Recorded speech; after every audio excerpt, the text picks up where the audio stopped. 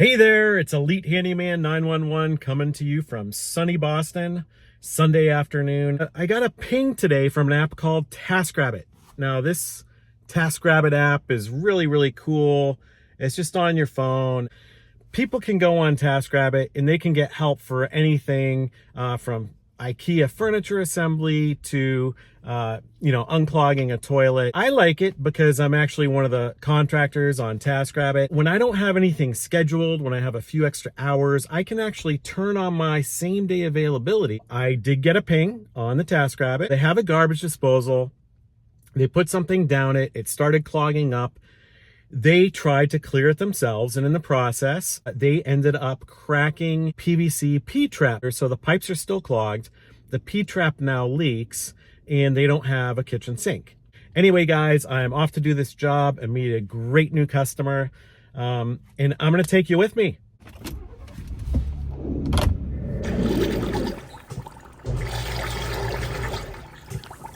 Yep, that's clogged, but I guess that's why he called me, right? So the PVC P-trap cracked when the customer tried to take out the drain plug. That's okay, we're just gonna cut this out and replace it with a new one. This is a little bit more play than I like to see in a waistline. Just to be clear, that's too much. So let's do a controlled release of the water. The better the pitch, the better it doesn't clog, you know what I mean? Further up, I couldn't see it too good. Oh, okay. Easy enough. So let's get rid of the water, and first thing we're going to do is cut out the P-trap. We're actually going to cut all the way back to the clean-out fitting here, but by cutting the P-trap off first, it's just going to allow us easier access with our tools and light.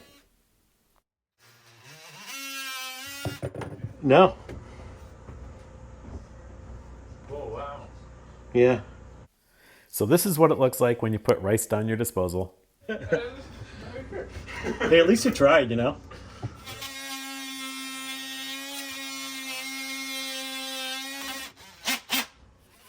So now we're going to cut off the street fitting right at the edge of the sanitary tee. This will give us a great access point to save the fitting and install a new PVC pipe. Okay, so we have a little bit more rice down the line here. We're going to see if we can clear this out with just a long screwdriver.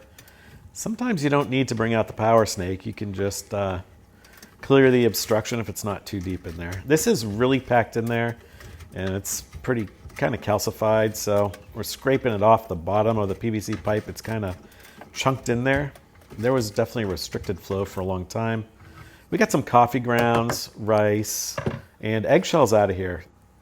Now let's see if we can save the sanitary tee fitting by using the Clean Ream Extreme.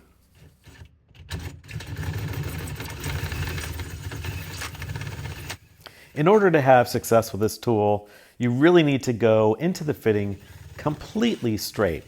And there's a few tricks to make sure you do that.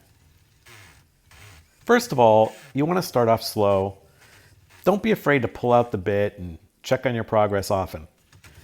Getting this done in 30 seconds instead of 3 minutes really doesn't help you if you crack the fitting or you get it off center and can't glue in the new pipe. So you may have noticed that my drill keeps stopping. This is on purpose. It's actually a technique that's allowing me to keep a perfectly straight bore. For this DeWalt 20-volt cordless drill, I set the clutch setting at 7.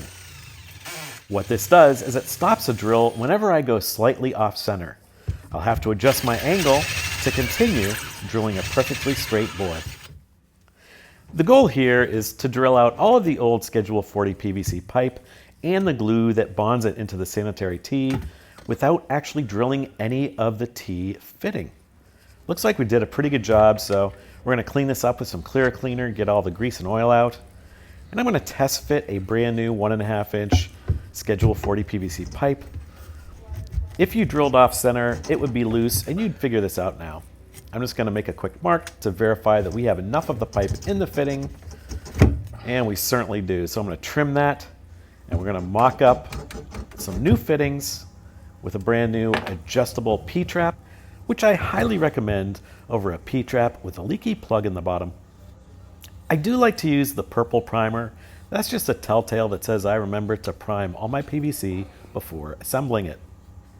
After the primer, we're going to apply glue to both sides of the fittings, insert the fitting, and turn it roughly 45 to 90 degrees after it's inserted, and hold it for about 30 seconds till the glue sets up.